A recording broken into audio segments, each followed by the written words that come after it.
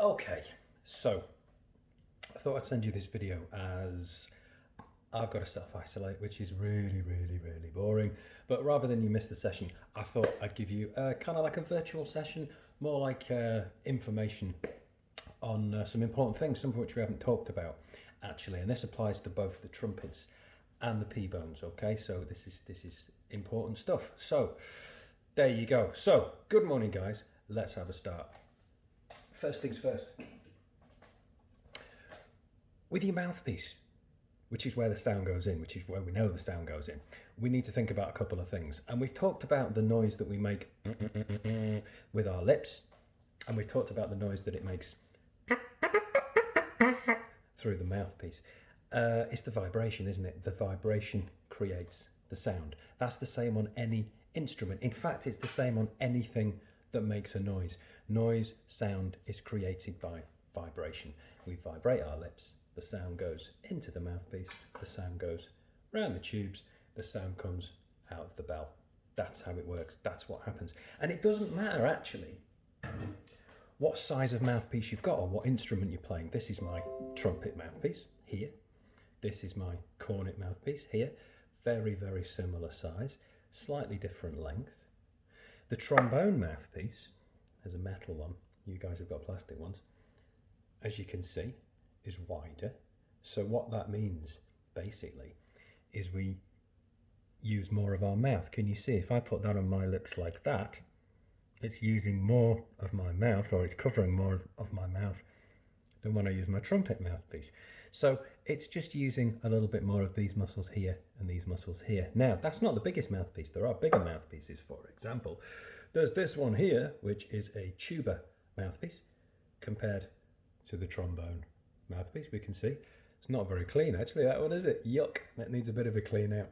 That's the trombone mouthpiece. And then, of course, the trumpet mouthpiece. Trumpet mouthpiece, tuba mouthpiece. Wow, look at the difference.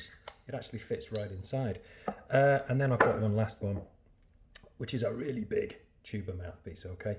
Really big. It's very heavy, actually. It weighs about a kilogram, which is, you wouldn't want to drop it on your toes. Trumpet mouthpiece, tuba mouthpiece, right in. So let me just show you the difference, and then we'll talk about the vibration and the important things that we haven't talked about yet, that we need to. So here, right there, and here, nearly covering my entire mouth, okay?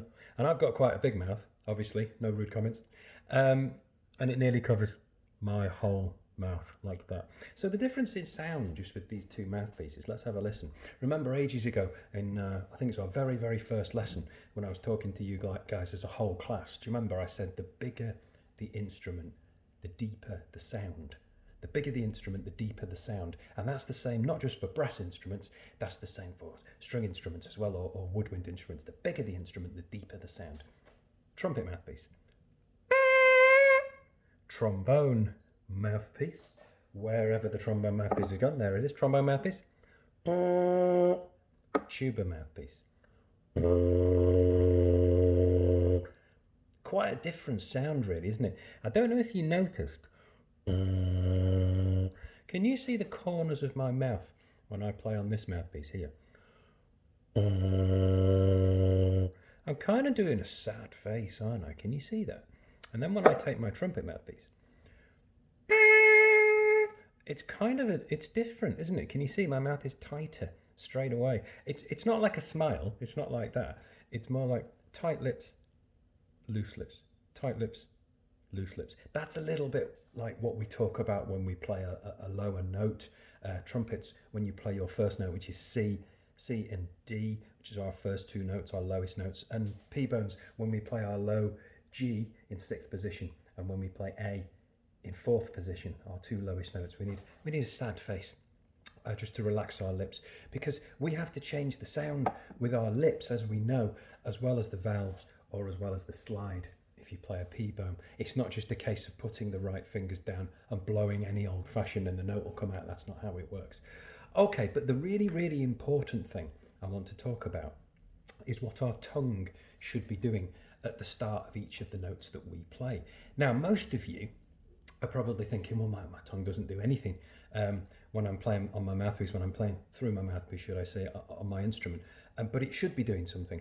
And it's what we call articulation. I'll say that word again, articulation. And when you articulate things clearly, when you speak, just like I did just then, you can hear every individual part of what I'm saying. You can hear each individual part of the word because I am articulating clearly.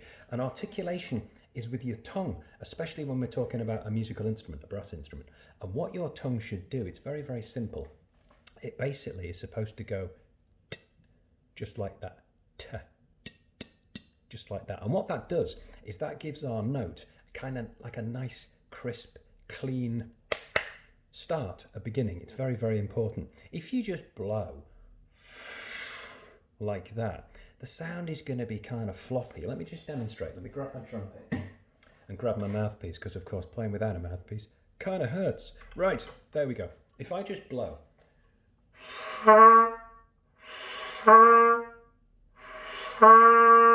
you can kind of hear that before I start to actually make the sound itself. I'll do that again. It's a bit floppy, isn't it? It's not kind of like a nice strong sound. The sound that we're after.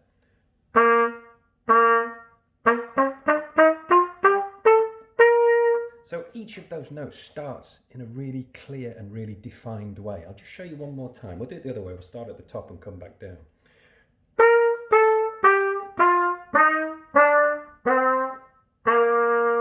There we go. I hope that's not distorting too much because I'm filming this on my phone. It's not the best microphone. So how do we go about tonguing the notes? Tonguing, articulating the notes.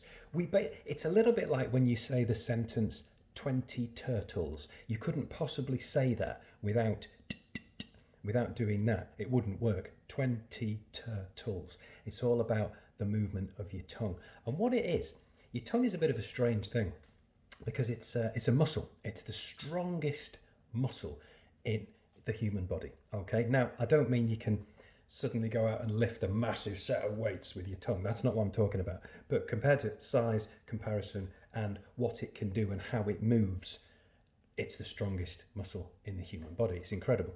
And what the tongue does, it can move in all sorts of different ways, because when you speak, you kind of don't really think about what your tongue's doing. It just goes in the right place because you know how to do that.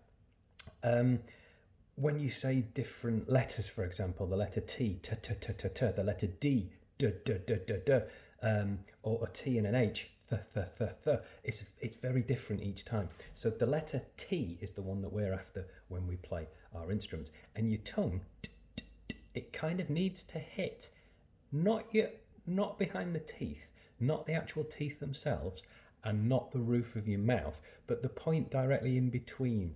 It's kind of there. It's kind of like right at the top, behind the front two teeth, but not quite on the roof of your mouth. And that's the position that we need. You also need to think that your tongue can go into like a thin position, like that. I'm not being rude, sticking my tongue out, I'm just showing you. Or it can go into a wide position, like that. And we want the thin position, the very, very thin position. And it's basically just t, t, t, t, t, t, t. But we've got to combine that with two other things. The first thing, obviously, is air going through the instrument. And then the second thing, probably the most important thing, is the buzzing of your lips together. So we don't just blow, we tongue the note. Hopefully you can hear that. And that's what gives the note its really clean, defined start. We call that articulation. We call the movement with our tongue tonguing. And it's very, very, very important, okay? And it's important for loads of different reasons. Not only does it make the note sound better, as I demonstrated before, but if you have to play something very, very fast, I mean very fast, kind of like this,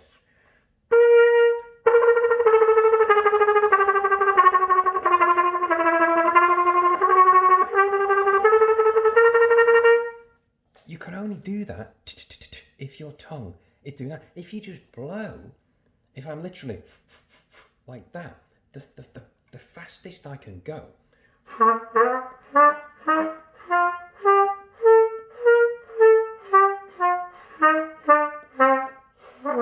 And it doesn't sound very good. And also, it actually is more effort. I'm actually trying to, or having to blow harder to get the sound out because I'm not doing what I should do with my tongue. The opposite of that is if I don't use any air, or I use the bare minimum of air, but I tongue really hard, you can actually produce a note almost without any air at all.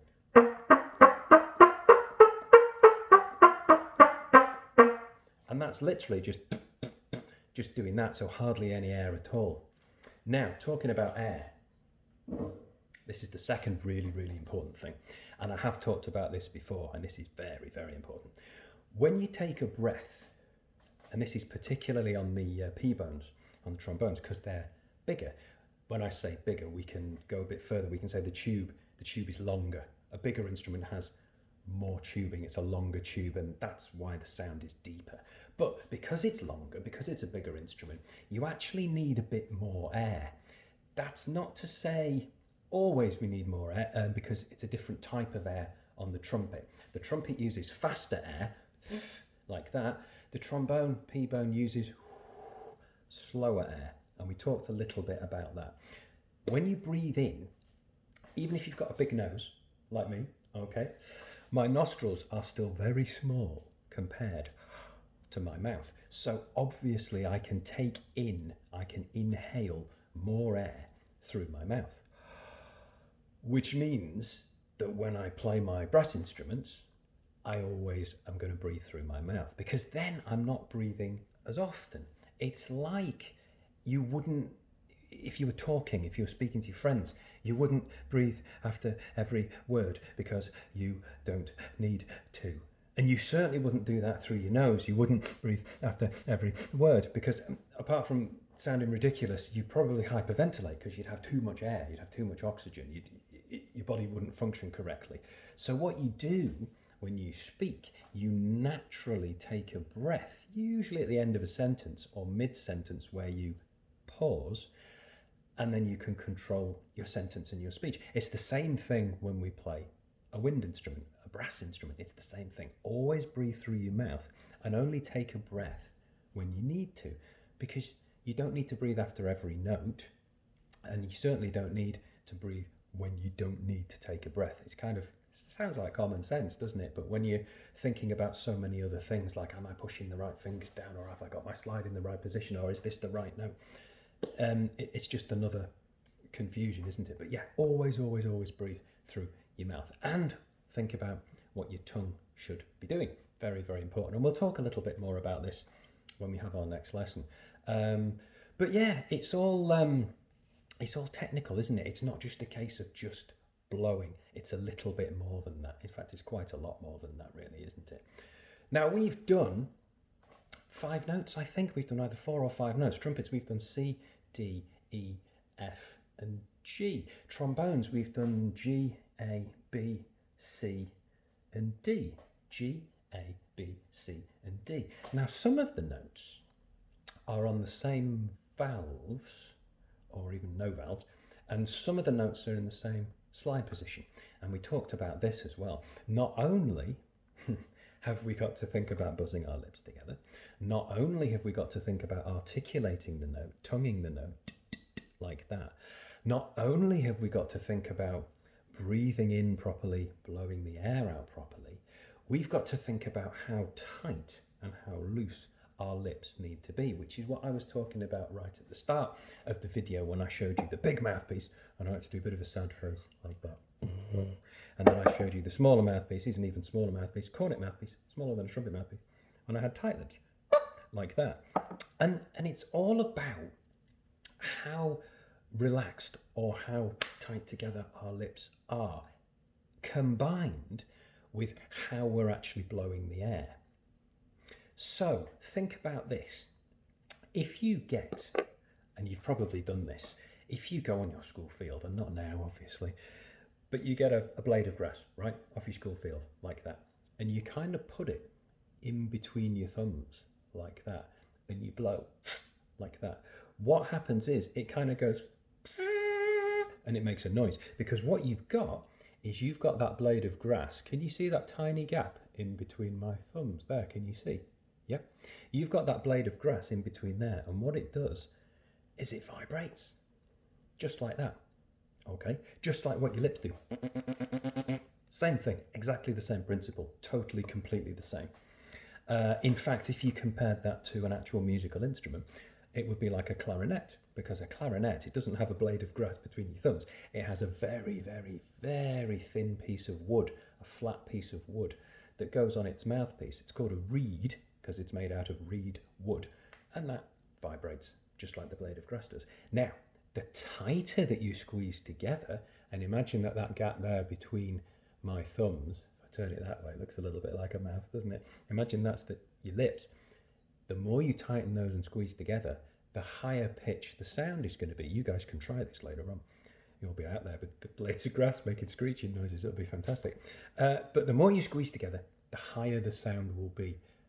And if you kind of just relax a little bit so the gap becomes more open like that, that's like when we do a sad face and kind of relax our lips like that, and the note's going to come out deeper. It's the same principle. That's kind of how it works.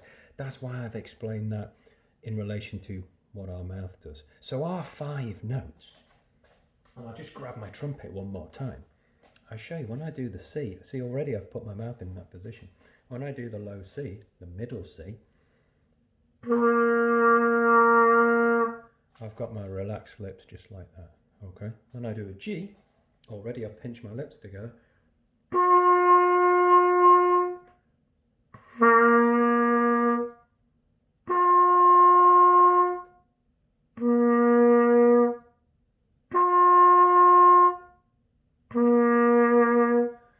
So that movement there, which you could see, is going to be even more of a movement if I've got a bigger mouthpiece, because I'll be moving more of my mouth. So, quite technical things that I've spoken about, but I think they're quite important, especially the tonguing of the notes. And just think of that sentence, 20 turtles. You couldn't possibly say 20 turtles without using your tongue, without using that letter T. Now, sometimes, if the music had to be played maybe louder, maybe in a stronger style, we would actually change the letter T to a letter D, because the letter D is even stronger sounding than the letter T. So you'd get an even stronger sound like that. Yeah, good. So, a few technical things. Talked a little bit about breathing. We talked about the tightening and relaxing of the lips just to help you play higher notes, lower notes. We talked a little bit about the speed of the air. It kind of goes in conjunction with tightening and loosening your lips. The speed of the air when you play a higher note goes faster.